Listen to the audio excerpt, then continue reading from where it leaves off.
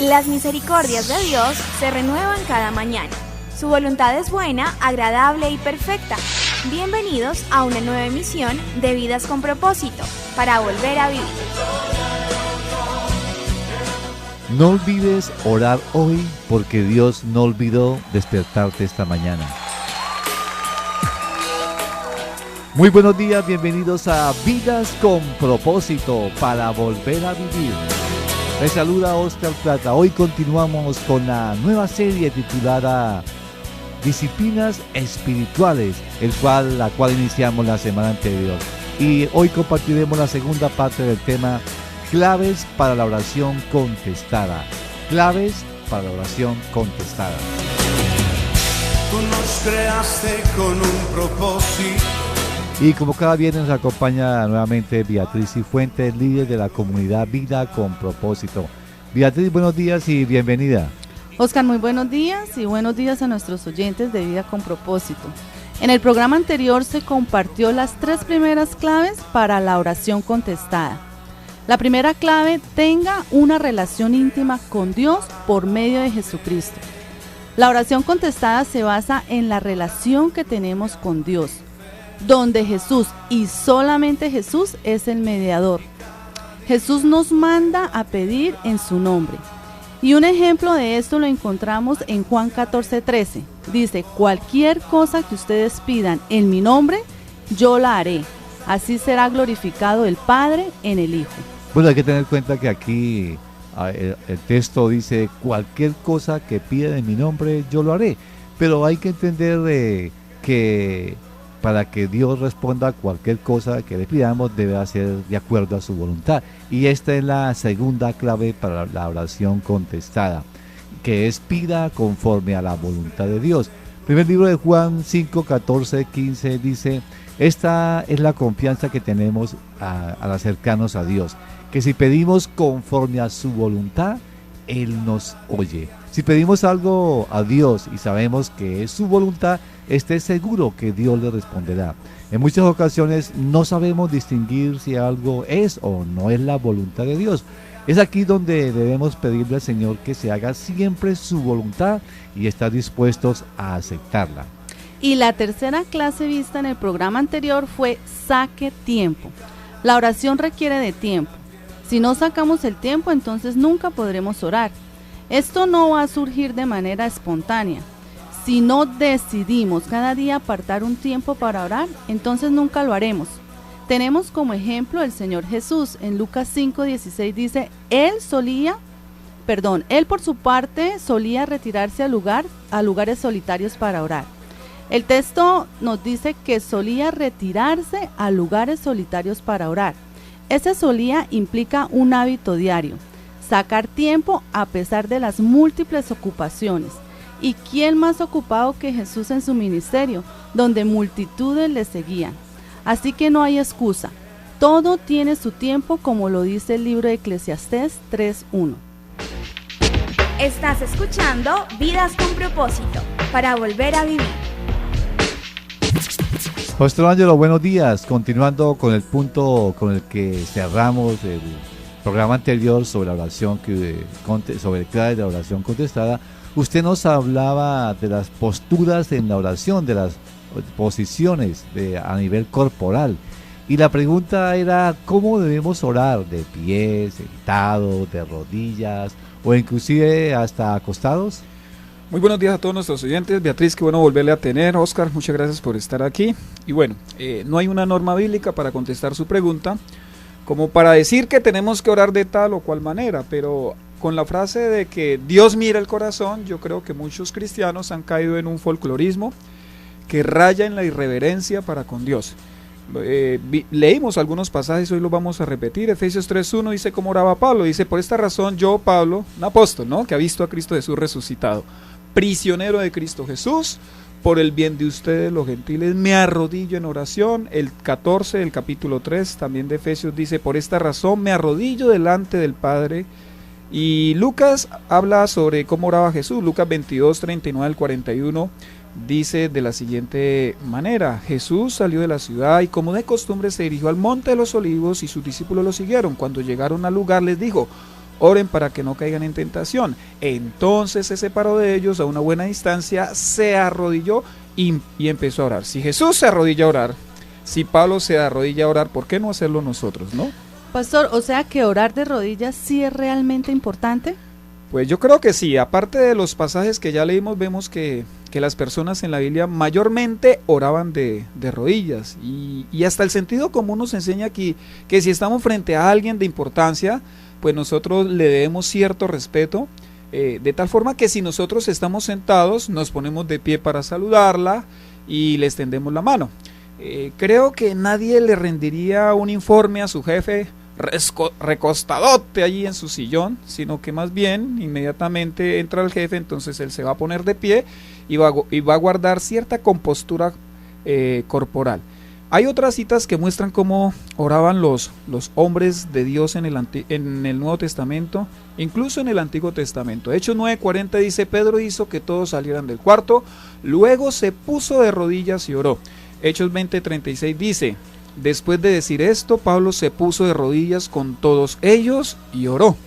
Hechos 21:5 dice: pero al cabo de algunos días partimos y continuamos nuestro viaje, todos los discípulos, incluso las mujeres y los niños, nos acompañaron hasta las afueras de la ciudad y allí en la playa nos arrodillamos y oramos.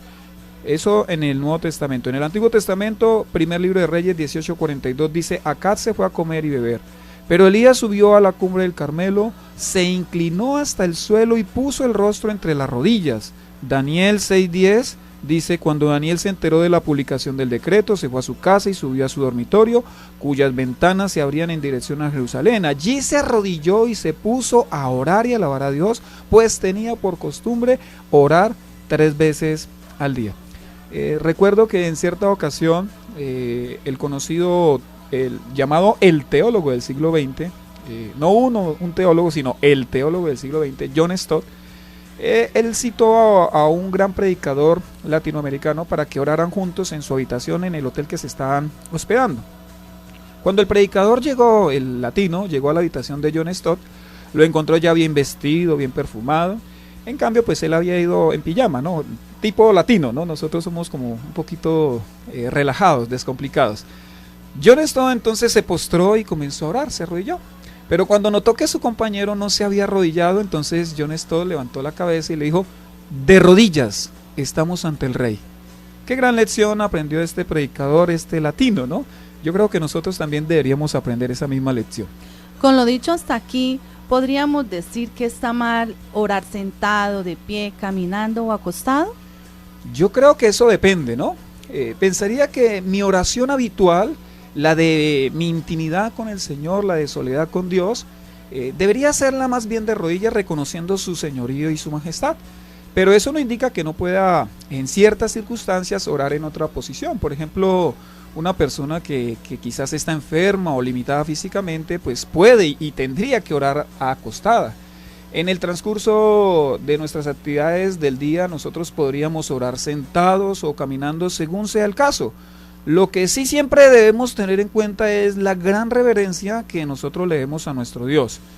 No nos estamos comunicando con cualquiera, ¿sí? Eso lo debemos tener muy claro. Nos estamos comunicando con el que hizo todo cuanto existe, con el Señor de gloria. Ante Él tiemblan hasta los ángeles, ¿no? Y nosotros debemos rendirle esa reverencia a Él. En cuanto a la posición, Ángelo, yo creo que también revela mucho, digamos, la actitud de nuestro corazón. Es correcto, o sea, algunos dicen: no, es que yo en mi corazón estoy postrado, ¿no? Y está la ilustración del papá que quería obligar al niño a que se arrodillara, pero que le decía que en su corazón iba a estar de pie. Desde luego que nuestro corazón es importante, pero generalmente, como usted lo acaba de mencionar, Oscar, la postura corporal externa refleja lo que hay en mi corazón. Cuando yo entiendo que estoy ante el Señor, yo debería temblar, yo debería ser muy respetuoso. Cuando Moisés se acercó a la zarza que ardía en el desierto, él escuchó la voz que le dijo: quítate la sandalia porque estás en lugar santo. Nosotros a veces ignoramos la santidad de Dios en nuestros tiempos de oración y es algo a lo cual pues yo creo que deberíamos ponerle mayor atención. Revisemos lo que hemos visto hasta aquí, las 3 primeras claves para la oración contestada. Número 1, tenga una relación íntima con Dios por medio de Jesucristo. Y número 2, pida conforme a la voluntad de Dios. Bueno, también vimos ahora la número 3, que en el programa anterior, que fue saque tiempo, el tiempo para estar con Dios. ¿Cuál es la cuarta clave, Ángelo, para que Dios conteste nuestras oraciones? Clave número 4, viva en justicia. La repito, viva en justicia. Salmo 34:15 dice: los ojos del Señor están sobre los justos y sus oídos atentos a sus oraciones, ¿no? Lo que quiere decir el Salmo es que el Señor ve y el Señor oye a los justos. Muchos de nuestros pedidos de oración son estorbados a causa de las injusticias que cometemos día a día. Sería injusto que el justo respondiera a los injustos. Por eso no solo debemos estar a cuentas con Dios cuando le pedimos algo, sino que debemos practicar la justicia. La justicia debe ser algo de nuestra vida cotidiana. El cristiano, el que tiene una relación con Dios por medio de Jesucristo, es alguien que practica la justicia. Dice el Salmo 66:18: si en mi corazón hubiera yo abrigado maldad, el Señor no me habría escuchado. Y creo que el salmista tiene toda la razón. ¿Qué pasa si no vivimos en justicia? Dime, frase de Rael, él decía lo siguiente: dime cuáles son las oraciones de un hombre y te diré cuál es el estado de su alma. La oración es el pulso espiritual. Si en nuestro corazón hay maldad, ni siquiera deberíamos molestarnos en pedirle algo al Señor. Sencillamente no va a pasar. Tal oración, en lugar de agradar el corazón de Dios, le va a ofender. Ni siquiera nosotros deberíamos pedirle al Señor que queremos conocer más de Él o que queremos conocer sus caminos si todavía mantenemos pecados ocultos. El Señor precisamente eso fue lo que le reclamó al pueblo de Israel. Le decía: ustedes por qué claman a mí, ustedes por qué entran en mi templo, por qué vociferan mis leyes si ustedes viven en injusticia. Eso lo encontramos en Isaías 58 versículos 1 al 8, cuando se habla del verdadero ayuno. El Señor está ahí molesto porque el pueblo de Israel se acerca a Él en ayuno, se acerca a Él en oración, pero siguen siendo injustos, siguen siendo opresores, siguen haciéndole daño al débil. Dice: ¿por qué oran a mí? Eso todavía aplica para nosotros. O sea, si hay un empleador que es injusto, que maltrata a sus empleados, que paga mal, ¿cómo se le ocurre de pedirle a Dios que le ayude? ¿Cómo se le ocurre pedirle a Dios que extienda su gracia, que extienda su favor? Eso es incoherente. De igual manera, si el empleado es un irresponsable, llega tarde, no cumple con sus labores, ¿cómo se le ocurre decirle a Dios: bendíceme, que me asciendan? Pues es como incoherente, ¿no? Si el texto de Isaías dice: me piden decisiones justas y desean acercarse a mí y hasta me reclaman. ¿Para qué ayunamos si no lo tomas en cuenta? ¿Para qué nos afligimos si tú no lo notas? Y el Señor dice: pero el día en que ustedes ayunan, hacen negocios y explotan a sus obreros. Ustedes solo ayunan para pelear y reñir y darse puñetazos a mano salva. O sea, aquí vemos que la actitud de las personas es reclamarle a Dios cuando no miran el estado de su corazón. O sea, podemos matarnos orando y orando, pero si mi oración no va en consonancia con la práctica de la justicia, esa oración no va a ser contestada. Dios no me va a contestar a mí por más que ore, por más que ayune y por más que ofrende. Dios no va a contestar esas oraciones. ¿Qué sucede cuando muchas veces uno como cristiano le dice a un no creyente que le pida a Dios por algo? Dios es misericordioso. El Dios de la Biblia, tal cual se revela a sí mismo, es un Dios de misericordia, que inclusive escucha la oración de alguien que no es, digamos, justo, que no practica la justicia, pero cuando ve un corazón quebrantado, cuando ve un corazón que está dolido o en necesidad y que clama a Él con sencillez de corazón, el Dios de la Biblia lo responde. Eso hay muchísimos casos. El perverso de Acab en un momento se humilla y Dios le oye. El perverso de Jeroboam, Dios le oye. Yo veo eso en la Biblia, pero la norma bíblica, digamos, es que Dios escucha las oraciones de los justos. Dios le presta atención, extremo cuidado a aquel que vive para agradarlo a Él. Dios va a escuchar y va a contestar esa oración. ¿Por qué es tan valioso el ser justos para que Dios conteste nuestras oraciones? Bueno, Oscar, permítame ser redundante. Porque Dios escucha la oración del justo, ¿no? O sea, yo sé que es una respuesta como obvia, pero ¿qué le vamos a hacer? Santiago 5:16 dice, por eso, confiésense unos a otros sus pecados y oren unos por otros para que sean sanados. La oración del justo es poderosa y eficaz. Y recuerde que hasta el ciego, ese indocto, ¿no? Ese que no tenía conocimiento profundo de las Escrituras, que fue sanado por Jesús, le dijo a los sapientes, a los grandes eruditos, fariseos, que conocían muy bien el Antiguo Testamento. Juan 9:31. Está hablando un ciego indocto, ¿no? Dice, sabemos que Dios no escucha a los pecadores, pero sí a los piadosos y a quienes hacen su voluntad. Oiga, ¿sabe más un cieguito que no conoce mucho de la ley de Dios? Entiende más que Dios escucha al que vive en justicia. Estamos en Vidas con Propósito en el dial 1020 AM de Radio Primavera. Hagamos un breve repaso. ¿Cuáles son las claves para que Dios conteste nuestras oraciones? Clave número 1. Tenga una relación íntima con Dios por medio de Jesucristo. Clave número 2. Pida conforme a la voluntad de Dios. La clave número 3. Saque tiempo. Y clave número 4. Viva en justicia. ¿Cuál es la quinta clave para que Dios conteste nuestras oraciones, pastor? Clave número 5, sea persistente, lo repito, sea persistente. Dice Lucas 18:1, a veces nosotros ignoramos por qué se dan las parábolas por no ser detallistas, pero algunas, no todas obviamente, algunas de las parábolas nos dicen por qué Jesús dio esta parábola, y la parábola de la viuda y el juez injusto habla de eso. Dice, Jesús les contó a sus discípulos una parábola para mostrarles que debían orar siempre sin desanimarse. Betty, ¿cuál fue la razón por la cual Jesús contó esta parábola según Lucas 18:1? Ahí lo dice. Dice, para mostrarles que debían orar siempre sin desanimarse. O sea, la razón por la cual el Señor Jesús contó toda esta historia, esta parábola, era que Él sabía que nosotros como discípulos, bueno, en el caso, se la está contando obviamente a ellos, pero aplica a nosotros. Él sabía que hay una tendencia en nuestro corazón frente a la oración. ¿Cuál sería? Desanimarnos, no perseverar. El desánimo, ¿y cuál era la otra? Dice el texto... El no orar siempre, ¿cierto? No orar siempre, sí. O sea, dejamos la oración de lado. Hay una frase anónima que a mí me gustó mucho y por eso la quise traer para el programa de hoy. Dice, si solo oras cuando estás en problemas, estás en problemas, ¿sí? Hay gente que si no tiene problema, entonces no ora, él o ella no siente ninguna necesidad de orar. Si algo es la voluntad de Dios y usted está orando por eso, yo le digo, mi estimado oyente, no se desanime.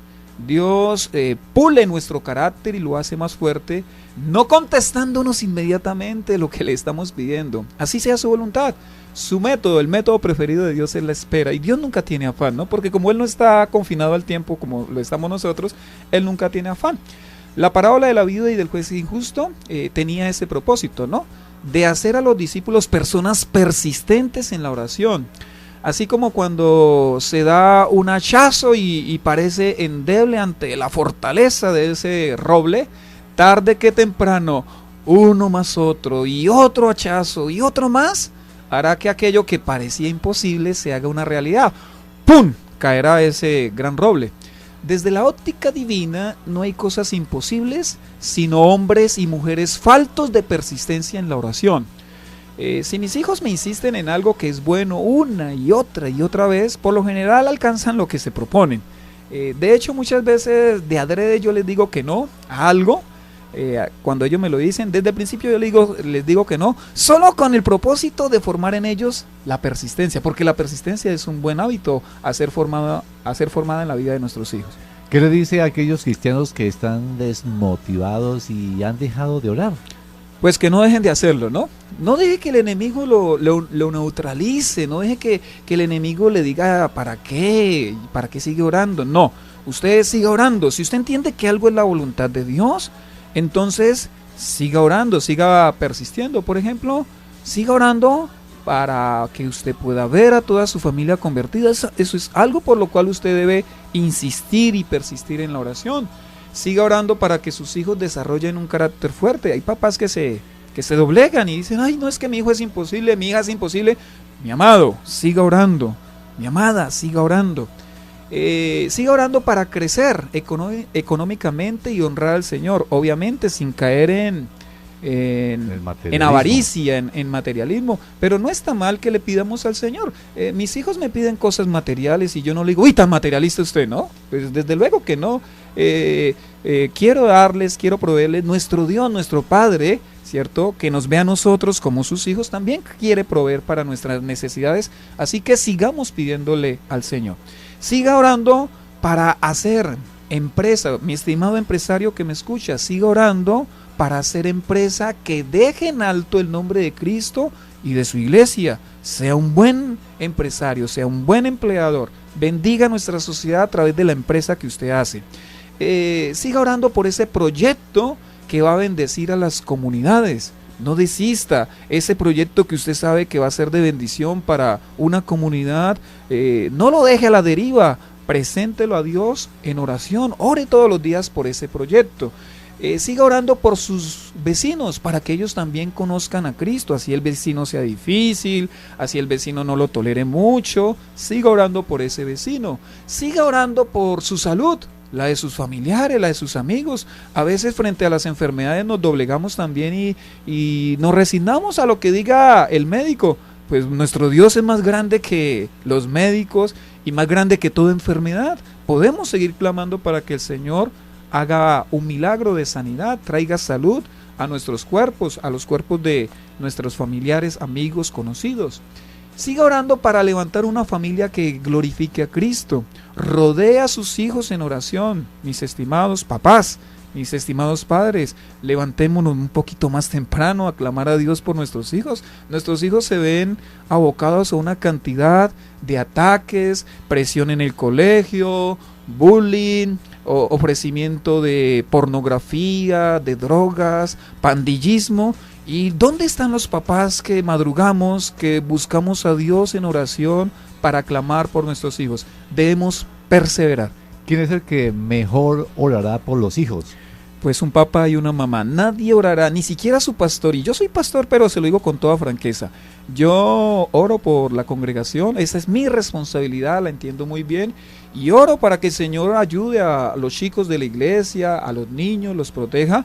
Pero nadie orará mejor por un hijo que ese papá, que esa mamá. Así que, mis estimados padres, a levantarnos más temprano, quizás a trasnochar orando por nuestros hijos. Si estamos en un mundo lleno de peligros, la droga, la delincuencia, tantos pecados morales que pueden atacar a nuestros hijos, y muchas veces nosotros no podemos estar al lado de ellos. Requiere que cuando estemos nosotros, Dios sí está ahí para cuidarlos. Y quizás su hijo se haya extraviado, quizás su hijo ya ha tomado malas decisiones.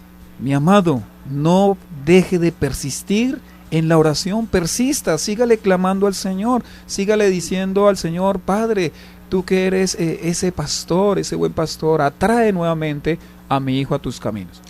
Pastor Ángelo, después de lo que nos comparte, nos damos cuenta que tenemos muchas razones por qué orar.